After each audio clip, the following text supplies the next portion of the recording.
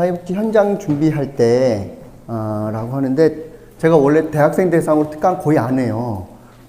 왜냐하면 저의 초점은 현장 사회복지사한테 초점이 맞춰져 있고, 그리고 대학생분들한테 좀 더 특화되어 있는 분은 여기 권대익 선생님이시고, 저는 거의 특화 안 돼 있어서 거의 안 하거든요. 근데 권대익 선생님이 부탁해가지고 한 거예요, 지금.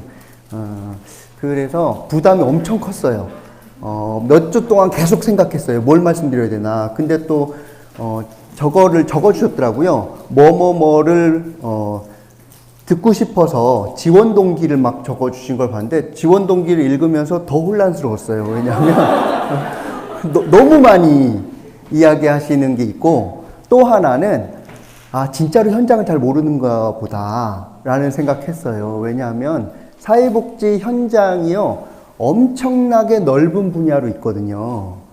그 얘기는 여기 와서 3시간 동안 내가 무엇인가 현장 이야기를 들으면은 내가 어디 가면 좋을지 하는 것들을 들을 수 있다라고 생각했다는 것 자체가 현장이 얼마나 복잡다양한지를 잘 모르고 하는 얘기랑 비슷한 개념인 거거든요. 그러니까 그런 질문들이 많이 들어오는 걸 보면 볼수록 마치 이거랑 비슷해요. 이 세상의 모든 직업에 대해서 어느 한 3시간짜리 강의를 듣고 내가 그 직업을 선택하고 싶어요 라고 물어보는 거랑 똑같은 거거든요. 그건 뭐냐 하면, 현장에 우리 사회 직업이 엄청 많잖아요.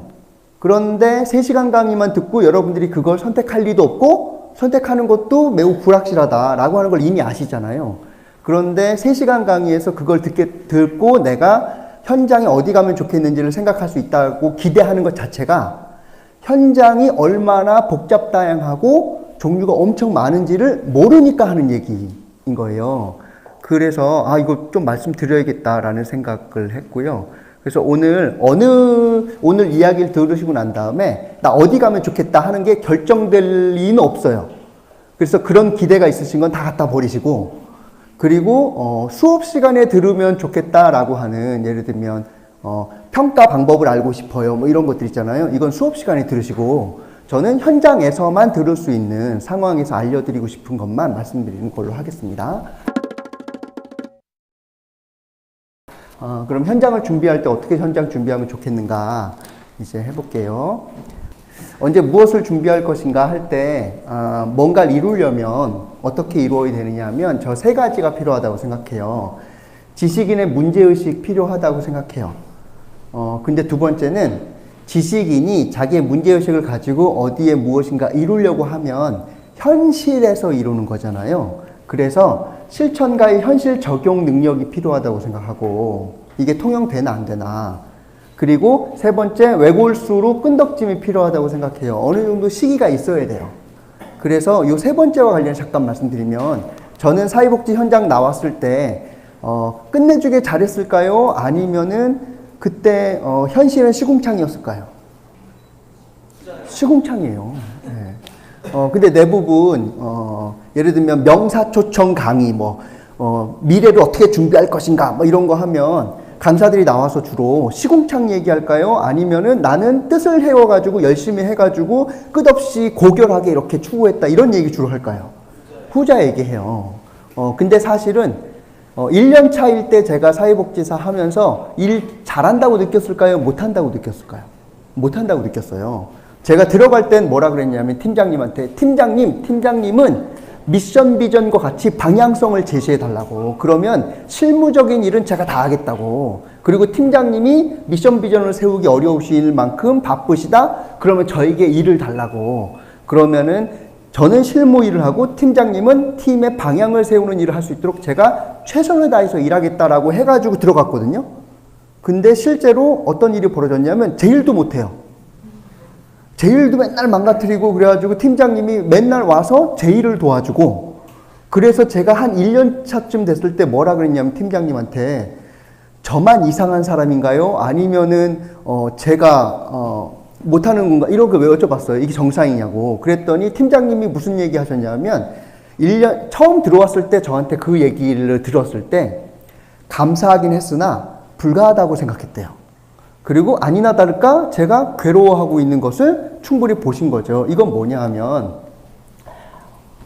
지식인의 문제의식이 있고요. 현실을 아무리 인식해가지고 거기에 맞게 하려고 하더라도 일정 기간 시간이 필요해요. 예. 영어를 잘하려고 해도 여러분 무슨 과정이 필요해요? 단어 하나하나를 외워야 되는 이 시궁창 같은 과정을 겪어야지 되는 거거든요. 그래서 현장에 나간다고 할 때에도 이 두 가지가 같이 있어야 된다고 생각하고 특히 끈덕짐이 있어야 돼요. 그래야지 어느 정도 수준을 넘어가게 됩니다. 두 번째, 우리 어떻게 좌절하는가? 어떻게 좌절하느냐면요, 이래요. 시작은 막 거창하고 막 계획 세우고 막 이렇게 해가지고 하는데 뒤로 갈수록 난장판이 되는 모든 경우에 이렇게 돼요. 모든 경우에. 오늘 여기 오실 때도 무슨 마음으로 왔어요? 거창하게 해야지, 현장을 준비해야지, 뭐 이렇게 하지만 시간이 지날수록 이렇게 돼요. 그리고 이게 정상이에요. 근데 이렇게 더 심하게 되는 이유는 지식인의 문제의식은 아주 고차원인데 현실에 대한 인식, 내가 갖고 있는 시간과 자원에 대한 것을 잘 생각하지 못하고 또 상대가 되어지는 그 현장에 대한 인식이 없으면 생각보다 많은 시간과 에너지가 투입되고 소모되면서 뒤쪽으로는 실제로 좋은 성과를 내기가 어려워지는 거예요. 그래서 지식인의 문제의식 좋아요. 아주 큰 이상 세워야 돼요. 하지만 그렇다고 해서 현실을 무시하고 무조건 한다고 이루어지는 게 아니라는 거예요. 그래서 현실이 어떤지를 알아야 되는 거고 그걸 듣기 위해서 오신 분들도 많다고 생각해요. 그게 현장이라고 생각하고. 그래서 계획 오류라는 게 있어요. 항상 이래요. 계획은 이래요. 근데 실제는 난장판이거든요. 그리고 알지 못하는 요소들이 많아요. 특히 현장은 주로 이래요. 그래서 준비하려면 어떻게 준비하셔야 되느냐 하면 제가 꿈꾸는 분들 앞에서 이런 얘기해서 미안하긴 한데 어떻게 해야 되느냐 하면 이상을 실현할 때에는 첫 번째 그룹 심리학 실험을 한 거예요. 첫 번째 그룹 자신의 결과 획득을 낙관하는 그룹, 두 번째 그룹 자신의 결과 획득을 비관하는 그룹, 세 번째 먼 미래는 낙관해요. 잘 될 거야. 하지만 가까운 미래 현실은 비관하는 요 세 그룹을 만들어 놓은 거예요. 그러면 어느 경우에 훨씬 더 빠르게 성장하고 좋은 성과를 내는가라고 보면 자신의 결과, 미래를 그냥 낙관만 하는 그룹 같은 경우나 그리고 아닌 경우 이렇게 비교해 볼게요. 먼 미래는 낙관하고 가까운 미래는 비관하는 게 빨간색이죠. 빨간색이 맨 처음부터 떨어진다 하더라도 나중에 결과로 보면은 계획 수립과 책임감과 노력의 양과 실제 성과가 실제로 다 올라가요. 그런데 낙관하거나 비관하거나 하면은 그 정도가 먼 미래는 낙관하고 가까운 미래는 비관하는 것보다는 약해요. 왜 그러냐 하면 낙관만 한 그룹은 현실적으로 대비를 안 해요. 그래서 가끔 이런 얘기 듣죠. 어렸을 때 점 봤는데 점쟁이 분께서 너는 스카이에 갈 것이다. 뭐 이런 얘기를 들으면은 나 이제부터 스카이에 갈 것 같아. 라고 하면서 뭘 안 해요?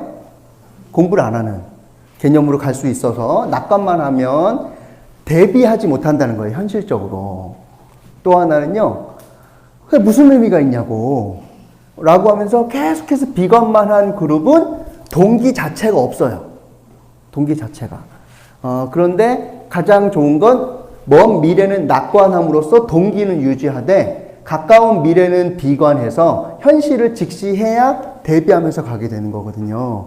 그래서 사회사업가로 여기 오신 분들 저는 동기는 훌륭하다고 생각해요. 엄청난 동기죠. 사실 부산에서 여기 온다는 건 얼마 쓰고 온 거예요? 물어보는 게 아니에요. 예. KTX를 타고 왔다 하더라도 거의 10만 원 가까이 되는 거예요. 그리고 하루를 비워서. 그러고 오면 동기는 훌륭한 거죠. 여러분들도 이렇게 토요일 날 지금 오시는 거 동기는 훌륭해요. 그러면 뭘 가지시면 좋겠냐면 현실을 직시하고 거기서부터 대비하시는 게 필요하다고 생각해요. 그래서 오늘 말씀드리는 게 그렇게 긍정적이지 않다 하더라도 여러분들이 대비하시는 기회를 드리는 쪽으로 생각해 주시면 좋겠고